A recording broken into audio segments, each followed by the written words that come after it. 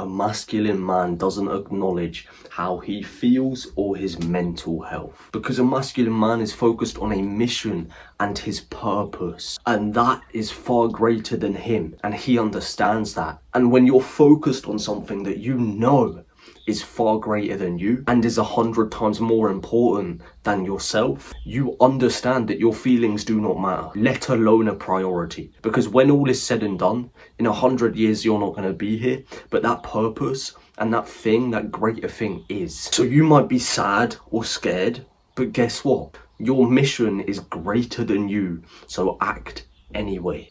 And there is biological proof that men shouldn't be concerned with their mental health or their feelings, because masculinity is in direct correlation with ambition. And ambition would make a man hungry for success. And a man hungry for success doesn't have time to feel. He doesn't have time to be depressed. And most people believe in mental health because they have the time and the energy to spend on it. An ambitious man does not have the spare energy or time to even think, consider, or even occupy the thoughts of it. And by the way, constant overthinking is one of the top causes of depression. So if a man deals with mental health, then there's a large probability that he just has too much time on his hands. And by the way, if you are trying to be successful, you are in a competition with so many other men. And there is so many men out there that are not going to consider their feelings regardless of what happens. Whether the most tragic possible thing happens in the world that could possibly happen to them, there's guys out there that are still going to work.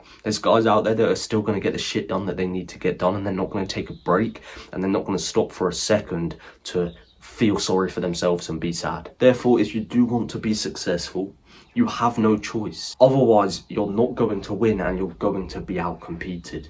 Now, you don't have to like it, and it isn't made to sound nice. In the same way, every single successful person has gone through something they didn't like in order to be where they're at. They've done some training when they didn't want to and they didn't like it. But in the same way, you stay disciplined to stay up late, to work when you don't want to work, to go to the gym when you don't want to go to the gym, and train when you don't want to train. You also have to be disciplined with your feelings, because you can't pick and choose where you're disciplined.